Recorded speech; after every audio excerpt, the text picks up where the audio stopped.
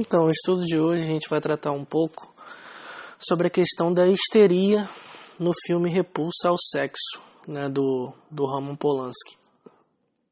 Eu acho interessante a gente marcar algumas coisas em relação a esse filme e também a estrutura histérica. Assim, primeiro, hoje em dia as pessoas, né, que às vezes não têm conhecimento com a psicanálise ou não têm contato com a psicanálise, acaba encarando, né, a nomenclatura, o nome histérica, como uma espécie de um xingamento, né, ou como algo que de alguma forma soe pejorativo, ou como se fosse uma doença, né. O Freud, quando ele começa, né, a estudar as histéricas, tem todo um contexto histórico por trás, né. No caso, em meados do século XVIII, XIX, né, com a eclosão da doença, na época, a psiquiatria enxergava a histeria como uma doença, né? Inúmeras mulheres eram acometidas, né, por sintomas físicos, em sua grande parte. Então, assim, tinham paralisias, né? Algumas chegavam a ter alucinações visuais, alucinações auditivas, sofriam às vezes por mutismo, sofria também às vezes por recusa alimentar, né? Eram submetidas a inúmeros tratamentos que agrediam, né, seus corpos, sem contar da visão que a igreja, né, às vezes tinha e acabava, né, disseminando em relação à histeria, como se de alguma forma estivesse atrelada a uma questão espiritual, né, como se fosse algo demoníaco, essa doença, né, que estava se alastrando por quase toda a Europa, atingindo principalmente mulheres. O Freud, quando ele começa a estudar, né, e faz um estágio no hospital de Salpêtrière, na França, ele começa a meio que observar, digamos assim, vamos usar esse termo, inúmeras pacientes histéricas, junto com o Charcot. O Charcot, na época, utilizava bastante a hipnose como um método de sugestão. Então, o que isso significa? Determinados sintomas físicos ele conseguia meio que induzir através da hipnose. Então, assim, por exemplo, ele pegava uma histérica qualquer e através da hipnose ele, né, fazia uma sugestão do tipo, olha, sua perna direita vai ficar rígida. E a perna direita da moça, no caso, ficava rígida. O Freud, desde então, desde aquele momento, ele passou a olhar a histeria não de uma forma neurológica ou anatomofisiológica. O que isso quer dizer? O Freud, desde sempre, tentava olhar a histeria, de certa forma, como se o discurso da histérica falasse além do corpo dela. O que isso significa? O Freud, ele não parava, ou melhor, ele não parou diante dos sintomas físicos das histéricas. Então, assim, quando ele começa a estudar as histéricas, junto com Charcot e com Breuer, esses dois médicos tinham, de certa forma, uma visão onde o fator biológico, o fator físico, o fator químico estava em evidência. O Freud, na época, ainda era um neurologista, só que ele se preocupava muito mais em ouvir o que a histérica tem a dizer do que olhar apenas o sintoma. O Freud, desde então, ele já começa a se afastar dos seus mestres, vamos dizer assim, quando o seu olhar se atenta para o que a histérica tem a dizer e não necessariamente o que o seu corpo ali está apresentando. Dito de outro modo, o Freud sempre se preocupou com a palavra e não apenas com a manifestação física e sintomática da histérica. O que isso quer dizer em relação ao filme que a gente vai trabalhar um pouco hoje? O filme trata-se de uma jovem, né, chamada Carol. Ela trabalha num salão de beleza, lidando com mulheres todos os dias. Né? Um salão de beleza onde as mulheres costumam, né, comentar e conversar sobre inúmeros assuntos, inclusive sobre sexo. Só que a Carol é uma garota, né, uma mulher muito tímida, muito reclusa, muito introspectiva, se a gente for usar esse termo. A Carol não se sente muito confortável com determinados assuntos, principalmente se o assunto é de teor sexual. Quando ela sai para a rua, ela percebe e ela sente, eu vou usar esse termo, ela sente inúmeros olhares no seu corpo. No seu corpo. Então assim, ela sai na rua e ela vê alguns pedreiros, alguns homens, taxistas, motoristas, olhando o seu corpo. Ela não se sente confortável com o olhar do outro, com o olhar de desejo do outro que a toma como um objeto. A Carol mora com a irmã dela. Essa irmã, por sinal, é mais velha do que ela e, de certa forma, ocupa um lugar quase que maternal na relação entre as duas, né? As duas vivem num apartamento, só que a irmã dela começa a ter um caso com um homem casado. A Carol desaprova esse caso. Só que algo de pior acontece. Esse homem casado começa a frequentar o apartamento das duas, né? O lugar, né, onde essas duas pessoas moram e onde a Carol tem essa relação, onde no mundo dela praticamente é só ela e a irmã. A presença desse homem começa a incomodar a Carol, o que acaba, né, suscitando, digamos assim, né, criando inúmeros delírios na Carol. Delírios de mãos saindo pelo corredor do seu apartamento e agarrando ela. Delírios onde homens entram dentro do quarto quando ela está dormindo e tentam estuprá-la. Delírios de conteúdos sexuais, mas conteúdos que de certa forma falam de uma violação. Eu vou usar esse termo com vocês. O que isso significa? É muito comum hoje em dia na psicanálise as pessoas tomarem uma manifestação sintomática como uma espécie de um fenômeno que de alguma forma define uma estrutura. O que isso quer dizer, traduzindo em termos simples? Neuróticos também alucinam. Neuróticos também deliram, também sofrem de delírios. O Freud, quando ele começa a atender, né, as histéricas, e ele tem ali, né, ele passa a ter uma espécie de uma... A palavra não é ciência exatamente, mas o Breuer, quando ele começa a estagiar junto com o Breuer utiliza a hipnose. E o Breuer acredita muito no método catártico. O que isso quer dizer? Como se a histérica, em algum momento na vida dela, tivesse passado por alguma experiência onde determinado tipo de afeto ela reteve, no sentido de reter, de retenção, que é diferente de recalque, e que esse conteúdo de alguma forma está, como que eu posso dizer, meio que escondido, meio que abafado, meio que encoberto, meio que por uma série de camadas que estão por cima dele. O Breuer acreditava que através da hipnose esses conteúdos que estavam retidos de alguma forma poderia vir à tona e os sintomas, no caso, poderiam ser dissolvidos. Exatamente esse termo, dissolvidos. O Breuer, ele atende uma moça chamada Ana O, com o pseudônimo de Ana O. Era uma histérica que sofria inúmeros tipos de sintomas no corpo, na perna, sofria de mutismo, tinha momentos onde ela parava de falar, tinha momentos onde ela não falava a língua natal dela, ela só falava inglês, tinha momentos, por exemplo, onde ela não bebia água. A Ana O tinha inúmeros sintomas histéricos, alguns foram dissolvidos, houve uma certa dissolução desses sintomas através da hipnose. Só que o Freud se atentou, além dessas manifestações sintomáticas, que a Ana O também tinha delírios. Tinha alucinações com sombras. Então, o que isso quer dizer? O Freud, quando ele começa a estudar, e ele tem um texto, né, a perda da realidade na neurose e na psicose, ou quando ele estuda, por exemplo, e coloca o texto Neurose e Psicose, 1924, ele começa a enxergar que o sujeito, seja ele neurótico ou psicótico, ele pode vir a ter sim delírio ou alucinação.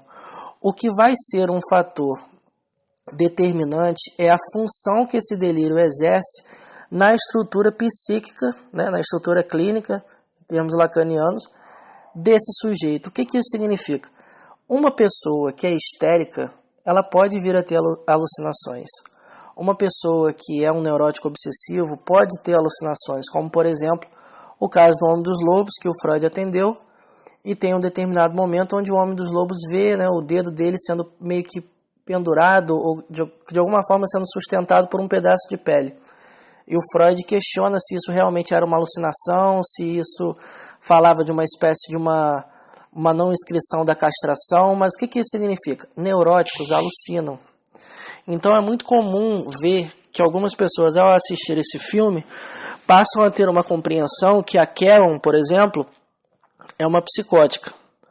Só que essa interpretação não significa que esteja errada, mas tomar um fenômeno como ponto de partida, digamos assim, como um signo que representa, no caso, um determinado diagnóstico, na psicanálise isso não funciona. Então, assim, histéricas, por exemplo, podem vir a possuir, né, sintomas obsessivos. Obsessivos podem vir a ter sintomas no corpo, como, por exemplo, o Homem dos Lobos, que tinha, né, toda uma questão com o intestino, uma questão de prisão de ventre, né, de ficar meses sem conseguir evacuar. Então, assim, é interessante marcar essa questão do delírio no filme, né, principalmente com a Karen, porque trata-se, sobretudo, de uma questão sexual. Então, assim, é importante marcar essa questão porque o Freud, quando ele começa a ouvir, né, as histéricas, ele começa a notar que no discurso da histérica há sempre um componente sexual no que tange a questão da fantasia. O que isso significa? A partir do momento que o Freud atenta, né, meio que direciona os seus ouvidos a essa questão da fantasia, há uma espécie de primazia da fantasia em relação ao fator biológico. O que isso significa? Essas histéricas começam a contar ao Freud determinadas cenas sexuais onde elas se sentiram abusadas, onde elas se sentiram de alguma forma invadidas, violadas. O Freud começa a formular então a teoria que fica conhecida como a primeira tópica da histeria. O que quer dizer essa primeira tópica? O Freud ele tem uma tese, né, ele cria uma tese de que essas histéricas durante a infância sofreu algum tipo de abuso sexual por parte de um adulto, de um pai, de um tio, de um irmão. Só que ele vê que essa tese não se sustenta. Tanto que é quando ele manda a carta para o Flias, né, e diz que ele não acredita mais na neurótica dele. Por quê? O que está em jogo aqui não é uma realidade factual, não é uma realidade no que diz respeito ao campo do que realmente aconteceu de fato. Mas o que está em jogo aqui é uma realidade psíquica, é a força da fantasia em relação à histérica. O Freud começa a pensar na possibilidade que a histérica, no caso, teve uma fantasia, pode vir a ter, né, uma fantasia de sedução em relação ao adulto. Não significa que ela desejou inconscientemente ser abusada, porque o que está em jogo aqui não é um abuso no que diz respeito ao conceito de abuso sexual que nós temos. Por exemplo, uma violação. Porque uma criança, no caso, ela não tem noção ainda, né, ela não tem um arcabouço simbólico para entender que o que está acontecendo com ela, com o corpo dela naquele momento ali do abuso, é errado. O corpo da criança é um corpo erógeno, é um corpo onde a sexualidade é formada e de certa forma, moldada através do toque do outro, através do toque da mãe, do cheiro, do beijo, do banho, da pele, do tato. Toda a nossa sexualidade é formada, de certa forma, através do toque da nossa mãe. Então, assim, a criancinha tem zonas erógenas no corpo dela onde ela sente prazer. Independente se esse toque pode ou não, no caso, em relação ao abuso. O que isso quer dizer? O Freud, quando ele atende quando ele atende a Dora, é uma jovem que está na faixa dos 16 anos quando ela começa a ter os primeiros sintomas. Só que o Freud atende quando ela está por volta dos 18. A trama da Dora gira em torno do pai dela, da senhora K e do senhor K. A senhora K era amante do pai dela e o senhor K, que era marido da senhora K, tinha um interesse sexual na Dora. A Dora entra em análise falando para o Freud que ela está sendo, né, como uma espécie de uma moeda de troca, né, nessa relação extraconjugal do seu pai. Só que qual que é o ponto que é necessário marcar aqui? Em determinado momento, o Sr. K estava na sua loja e esperou todos os funcionários irem embora, e quando a Dora ainda era muito jovem, imprensou ela contra a parede e lhe arrancou um beijo. Deu-lhe um beijo à força. Lembrando, a Dora era uma adolescente. A Dora respondeu a esse beijo com aversão e com nojo. O Freud, pela primeira vez, diz uma das frases que começa, é como se fosse o primeiro ou o segundo tijolinho do que virá a ser a estrutura histérica. Ele diz o seguinte: qualquer pessoa que responda com nojo ou aversão uma experiência que produz algum tipo de satisfação sexual erógena, lembrando, quer a pessoa goste ou não, mas assim, no corpo dela, se acontece alguma experiência que possa vir a gerar, de certa forma, um prazer sexual e essa pessoa responde com aversão ou com nojo, essa pessoa é histérica. Se a gente volta para o filme, tem um homem que constantemente fica chamando a Karen para sair. No dia que ele sai com a Karen e ele está dentro do carro com ela, ele dá um beijo nela. Lembrando, a Karen beija esse homem de olho aberto. Ela nem está muito ali no momento. Quando ela chega em casa, a primeira coisa que ela faz é o quê? Ela escova o dente. Ela escova o dente e ela se limpa. Quando ela vê também o namorado, né, o amante da irmã, no banheiro fazendo a barba, né, com uma camiseta, né, com o cabelo molhado, como de alguém que acabou de sair do banho, ela se limpa também. Ela sente uma aversão a tudo aquilo que de alguma forma possa lhe causar qualquer desejo sexual. O que isso significa? Voltando para o filme. A Carol não se sente confortável com o olhar do outro.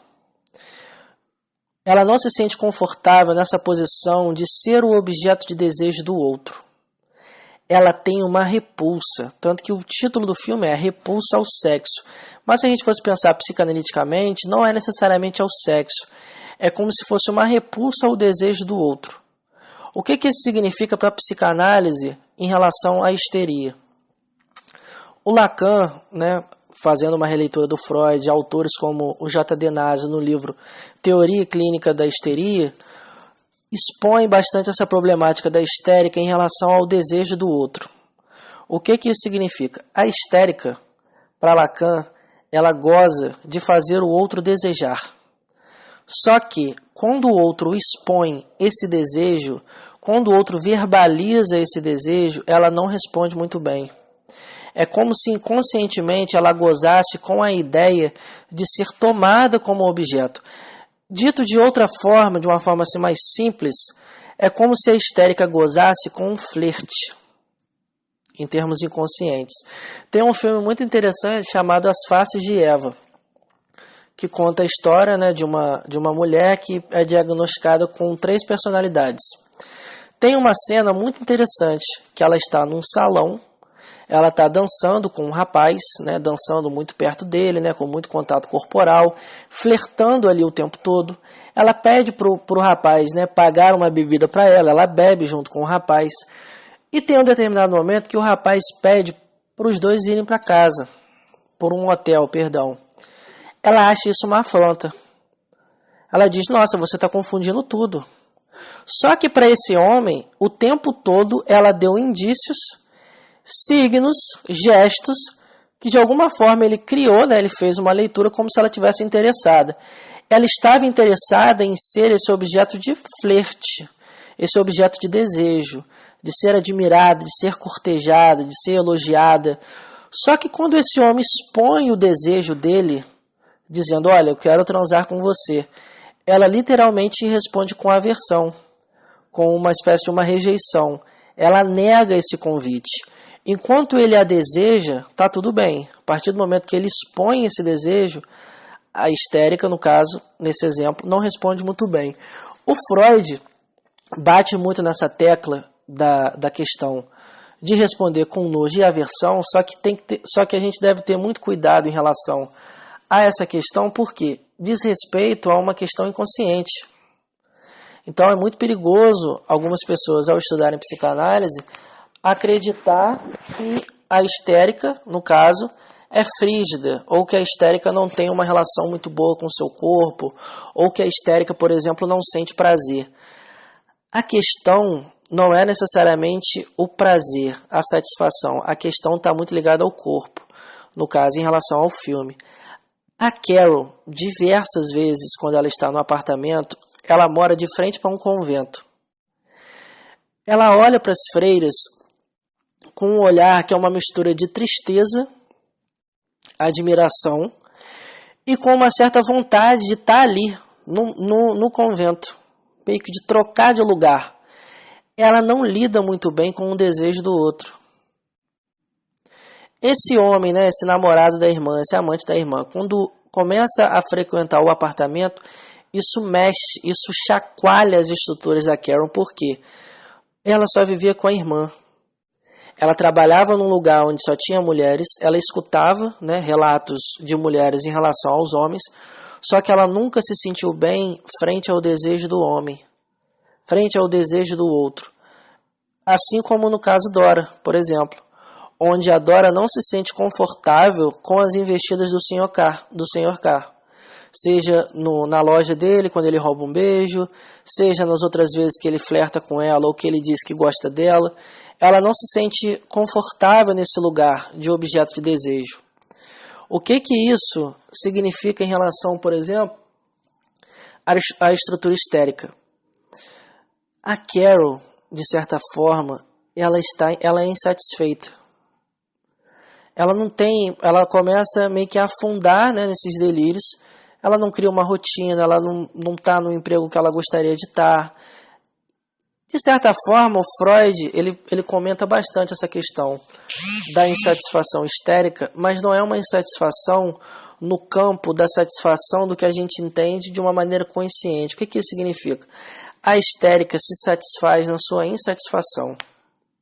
O desejo da histérica é um desejo que, de certa forma, se mantém numa posição de insatisfação. O que isso significa?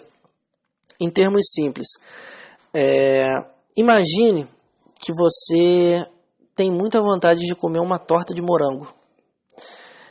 Só que essa vontade de comer uma torta de morango, você começa a salivar, você olha a casca, né, da massa, você olha o chantilly por cima, você consegue visualizar a geleia de morango, você toca e sente a consistência. Só que se você comer a torta de morango, acabou a torta de morango. O que isso significa? Realizar o desejo é matar o desejo. Inconscientemente, a histérica quer continuar desejando. O que está em jogo para a histérica não é a realização de um desejo. O que está em jogo para a histérica é o desejo de continuar desejando. Quando você se satisfaz, quando você, por exemplo, tem vontade de comer uma maçã e você morde essa maçã e você engole essa maçã, acabou o desejo de comer maçã. Quando você tem o desejo de comer a maçã, mas não come a maçã, você, no caso, né, nesse exemplo, há aqui uma espécie de uma satisfação na insatisfação, só que em termos inconscientes. Então, assim, é interessante quando a gente assiste o filme, né, Repulsa ao Sexo, marcar essa problemática do que a maioria das pessoas que não são da psicanálise e assistem esse filme e começam a adotar uma espécie de uma visão, né, uma interpretação, que a Carol aqui é uma esquizofrênica por conta dos delírios, é um diagnóstico muito equivocado. Por quê? Primeiro, a gente não está analisando uma personagem ficcional como se ela estivesse num divã. A gente está, de certa forma, discutindo, né, alguns discursos que nesse filme remete à histeria. Então, assim, como eu disse anteriormente, histéricas alucinam. Histéricas podem vir a ter delírios também. A questão aqui é a função que o delírio exerce dentro dessa estrutura. O delírio, por exemplo, na neurose, ele é caracterizado, né, se a gente fosse definir, como uma espécie de uma manifestação sintomática. O delírio para a psicose ele tem uma função. O Freud, né, quando ele estuda a autobiografia do Daniel Paul Schreiber, ele coloca a paranoia, né, e o delírio, ele discute essa questão da paranoia como uma defesa, né, frente a uma pulsão, né, a um desejo homossexual de Schreiber, né, que ele comenta no caso de Schreiber, só que principalmente ele coloca o delírio como uma espécie de uma tentativa de cura. Então assim, o neurótico ele enxerga, vou usar esse termo, ele enxerga a realidade através de um véu. Imagine, por exemplo, que todo neurótico está dentro de um quarto, fechado. E esse quarto só tem uma janela para o mundo. Essa janela tem uma película, tem uma espécie de um véu fininho, cheio de buraquinho. O neurótico ele enxerga o mundo através desse véu. Esse véu se chama fantasia. O neurótico, por mais que ele tenha alucinações e delírios, ele continua tendo a fantasia como esse véu que recobre a realidade. Então assim, nós não temos, né, neuróticos, não temos um acesso direto à realidade.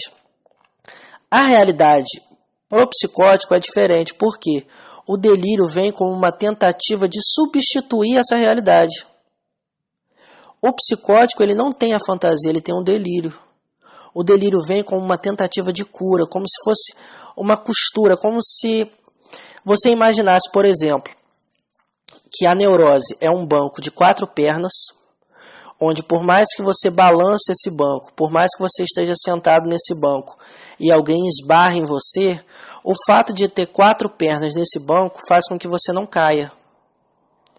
Só que a psicose, no caso, é como se fosse um banco de 3 pernas. Existem determinadas situações onde o sujeito cai, que é, por exemplo, quando ele entra em surto, ou quando a psicose é desencadeada. O sujeito, através do delírio, ele tenta recriar o que o Lacan chama de metáfora delirante, que tem no livro também do Caligares, que é excepcional. Ele tenta meio que, através do delírio, ele tenta produzir uma nova perna para essa cadeira que se quebrou. Essa cadeira de 3 pernas onde ele estava se apoiando. Então, assim, o que está em jogo aqui? O delírio, ele não deve ser tomado como apenas como um fenômeno exclusivo da psicose. Neuróticos têm delírios. Todo o conteúdo do delírio da Carol girava em torno de quê? Desse desejo do homem que a invade. O desejo dos homens, quando olham para ela na rua, é um olhar invasivo. A Carol se sente invadida por esse olhar. Ela se sente abusada por esse olhar, por esse desejo. Toda essa fantasia que a Carol possui aqui no filme, o delírio e a alucinação dela tem todo esse conteúdo que diz respeito à maneira como ela se sente frente ao desejo do outro. O outro a toma como objeto. O olhar desses homens é um olhar lascivo, é um olhar de desejo, é um olhar de tesão, é um olhar que de certa forma chega para ela como uma forma de invasão. Ela se sente invadida por esse olhar. Então assim, é muito importante marcar isso porque nem todo desejo chega ao outro de uma forma tranquila. Nem toda histérica, no caso, nem toda mulher com uma estrutura histérica se sente confortável nessa posição, por exemplo, de causar desejo no outro. Por exemplo, a Carol não usa roupas curtas, usa roupas muito grandes, roupas, né, o filme é em preto e branco, mas roupas claras, roupas que não mostram muitas partes do seu corpo. De certa forma, o seu maior desejo inconsciente, digamos assim, é quase que ser invisível em relação ao desejo do outro. Por exemplo, ela olha as freiras e, de certa forma, no seu olhar, ela queria estar no lugar dessa freira. No sentido de que a freira aqui, no caso, é uma figura do que... Qual que é a imagem que uma pessoa tem quando olha uma freira? É alguém que, de certa forma, abdicou do seu próprio desejo. Não apenas o desejo sexual, mas freiras, por exemplo, fazem até voto de pobreza.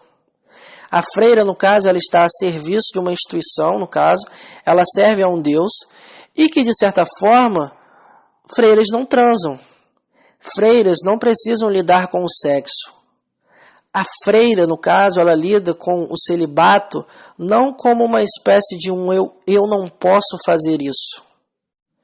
Por quê? Por exemplo, tem religiões onde a pessoa, né, opta por não fazer sexo durante determinado período. Se a pessoa estiver jejuando, se a pessoa for de uma religião, né, protestante e está na Bíblia, por exemplo, que não se pode casar sem ser virgem, a pessoa, no caso, namora sem fazer sexo. Só que o que está em jogo aqui para a freira não é apenas o fato dela não poder fazer sexo. O sexo para ela é algo que está privado. Então, assim, freiras não transam. Freiras não precisam lidar com o desejo sexual de outros homens. Freiras, né, lidam, né, e moram ali num convento. Elas lidam com um padre que também não vai olhar para ela, entre aspas, né, não vai olhar para ela com olhos de desejo. Por quê? Ali na igreja, principalmente em relação às freiras, o desejo sexual não é que ele seja morto. Freiras sentem desejo. Freiras têm fantasias.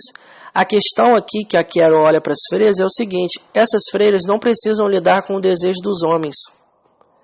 Essas freiras não precisam lidar com o desejo do outro. A freira aqui, nesse caso, ela está isenta desse olhar. Ela está protegida num convento. Então, assim, o que isso significa? Como se fosse uma espécie de uma metáfora. A Carol, quando estava num apartamento, só ela e a irmã, ela estava protegida. Por quê? Só mora ela e a irmã. A Carol, no caso, a partir do momento que ela vai para a rua, ela vê outros homens.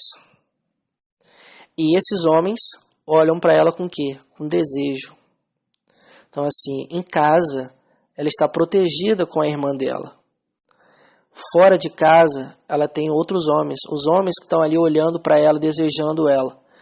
Tudo muda na vida dela, né? Os delírios começam a ocorrer a partir do momento que esse amante da irmã dela começa a frequentar a casa dela. A presença desse homem a desestabiliza. A figura desse homem a desestabiliza. Por quê? É como se esse homem tivesse invadido o único lugar onde não tinha a presença de outros homens. Ela não era uma pessoa de conversar quando ela saía do trabalho. Ela ia direto para casa. Ela é uma pessoa muito introspectiva e muito tímida. Então, assim, esse homem dentro do apartamento dela vai deixando ela maluca. E ela começa, né, a ter uma série de alucinações, inclusive a matar. Aqui é um ponto que, assim, se você assiste esse filme com um olhar cinematográfico, você pode, né, encarar como uma espécie de um terror, até porque é uma trilogia do apartamento, né, do Polanski, né, que é Repulsa ao Sexo, Bebê de Rosemary e O Inquilino. Se você enxerga como uma obra cinematográfica, você pode até, né, encarar o filme, né, como um terror, né, como alguém que está enlouquecendo ali com essa presença dessas alucinações desses homens e acaba matando. Só que o ponto aqui não é tratar no ponto de vista cinematográfico. A questão aqui é a gente pensar psicanaliticamente esse filme no que diz respeito aos discursos da histeria que estão presentes nesse filme. Principalmente em relação ao quê? A Carol. A Carol aqui, segundo a minha visão, né, e o que eu estou trazendo para vocês hoje, seria uma histérica. Ela tem alucinações, sim, ela tem delírios, sim. Só que esses conteúdos, esses delírios, têm muito forte, né, esse componente de fantasia, esse componente sexual, esse componente que, de certa forma, fala de um desejo da Carol. Por quê? Tudo aquilo que é recalcado e retorna sob forma de sintoma, caso a pessoa seja um neurótico. Tudo aquilo que não é recalcado, vou trocar a palavra recalque aqui, mas tudo aquilo que não é simbolizado internamente, retorna no real. Isso é uma frase do Lacan. Esse retorno no real, se a pessoa é um psicótico, retorna sob forma de delírio. Só que o filme não traz determinados pontos que, pelo menos eu, não me faz pensar que a Carol é uma psicótica. Me faz pensar que ela é uma histérica. Uma histérica que está sobre alucinações, sobre delírios, né, que ela está meio que praticamente enlouquecendo. Não é diferente do caso da Ana Oh. Qualquer pessoa que lê o caso da Ana Oh, parece um filme de terror, Porque assim, ela de manhã, ela é uma coisa, ela é à noite, ela é outra. Ela para de falar determinado idioma, ela fala só outro idioma. Ela enxerga sombras e formas de animais.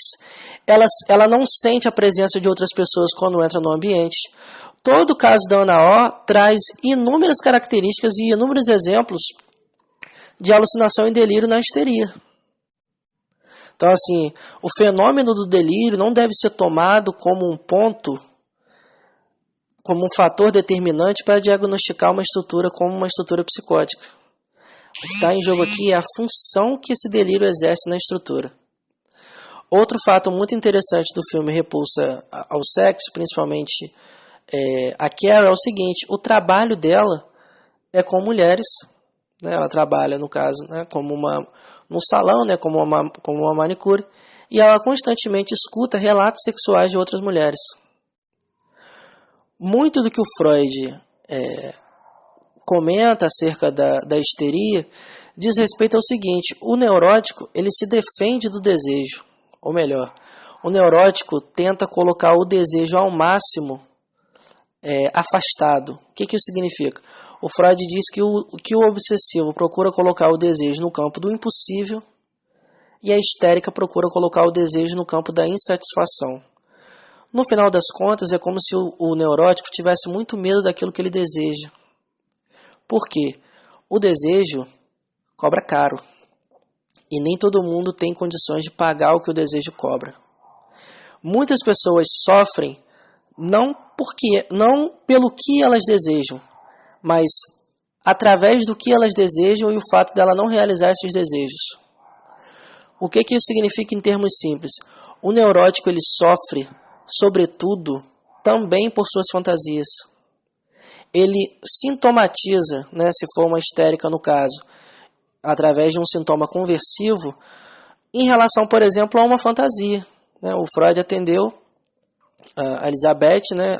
Se eu não me engano, acho que o nome da paciente é Elizabeth, não sei se é Elizabeth ou é M. von R., que ela tinha uma irmã, essa irmã morreu, e essa moça, né, essa paciente histérica, era muito apaixonada pelo cunhado dela. Quando a irmã dela morre, ela tem o seguinte pensamento: olha, eu posso ficar com meu cunhado agora.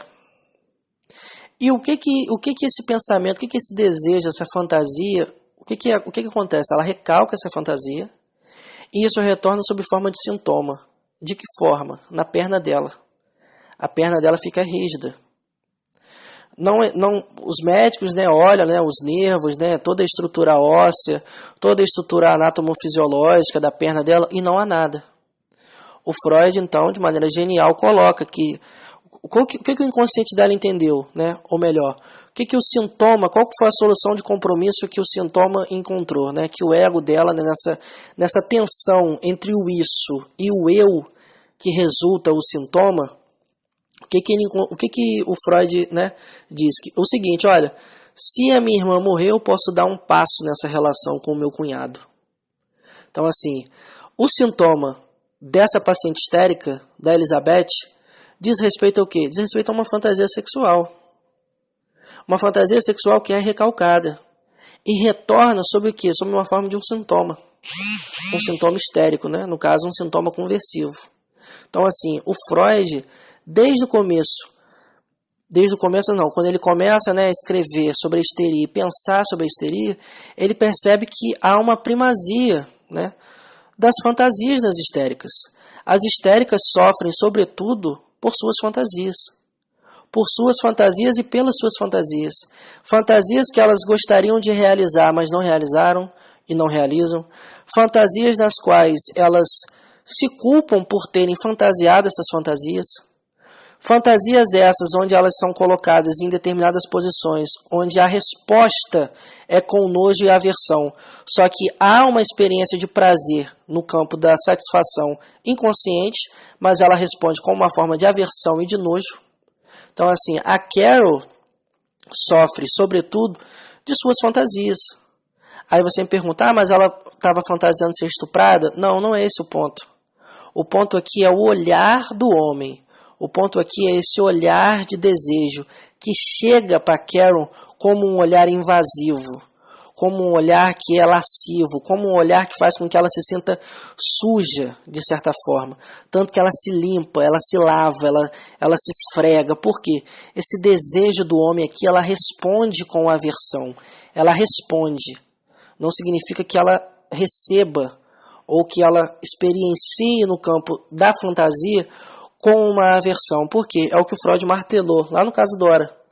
Qualquer pessoa que, no caso, tenha uma experiência que possa gerar qualquer tipo de satisfação sexual e responde a essa ocasião, digamos assim, com nojo e aversão, essa pessoa é uma histérica.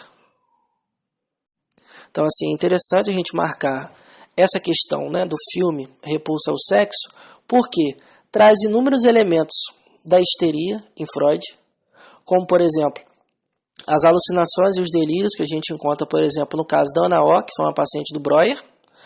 Traz, por exemplo, o nojo e a aversão frente a experiências que poderiam trazer algum tipo de satisfação sexual, como a gente vê, por exemplo, no caso Dora, de 1905. Traz também sintomas no próprio corpo da Carol, como a gente pode ver também no caso da Elizabeth, né, von R. Eu acredito que é a Elizabeth von R. Eu posso pesquisar isso depois, mas eu tenho quase certeza que é a Elizabeth von R. Se não for a Elizabeth von R, é a Amy von R. Mas todos esses casos que eu estou citando aqui estão no livro Estudo sobre Histeria. Tanto o caso Ana O caso Dora é um caso de 1901, mas foi publicado em 1905. Tem o caso da Elizabeth von R e tem o caso da Amy também. Então, assim, mas é uma paciente do Freud que, né, teve a perna paralisada diante, né, de uma fantasia que ela teve em relação ao cunhado dela. Então, assim, é um filme interessantíssimo para a gente pensar a estrutura da histeria, para a gente problematizar principalmente essa questão do fenômeno, que as pessoas costumam tomar o fenômeno como uma manifestação, né, da estrutura, né, como se o delírio e a alucinação fossem únicos e exclusivos da psicose. Muito interessante essa problemática do desejo do homem, do desejo do outro, como que esse desejo chega, né, até a Carol. E é interessante pensar, né, essas questões em relação à histeria, principalmente no estudo sobre histeria, porque o Freud ele coloca a histeria como uma estrutura, não como uma doença. Uma estrutura que tem o seu modo particular e singular de se colocar, né, de se posicionar na linguagem, né, em termos lacanianos, frente ao outro. Então, assim, a histérica ela tem uma relação particular com a lei, ela tem uma relação particular com o outro, ela tem uma relação particular com o amor, ela tem uma relação particular com o desejo do outro, ela tem uma relação particular com o simbólico. Então, assim, com o Édipo na histeria é diferente. O Édipo na neurose obsessiva é um Édipo diferente. Quando eu uso diferente, eu não quero dizer que é para um de um jeito e é para um de outro. Não, mas as estruturas, no caso, tanto a neurose histérica, obsessiva e a fóbica, por exemplo, enxergam a mãe de tal forma. O pai para a histérica é um pai, pode ser um pai impotente, né, como um pai que às vezes está doente, por exemplo, como o da Ana O e como o da Dora. O pai para a neurose obsessiva é um pai que, assim, é um pai muito invasivo, é um pai cruel, um pai tirânico, como, por exemplo, no Homem dos Lobos e no Homem dos Ratos. Então, assim, é muito importante a gente marcar essa questão da histeria, porque a histeria como estrutura clínica, não como uma doença, não como algo pejorativo, não como algo que diminui a mulher que é uma histérica.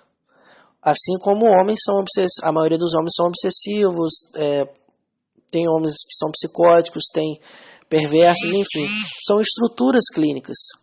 Então, assim, essa foi a nossa aula de hoje em relação, né, ao filme Repulsa ao Sexo e essas, né, conexões que a gente pode fazer com os estudos sobre histeria em Freud. Espero que vocês tenham gostado e é isso.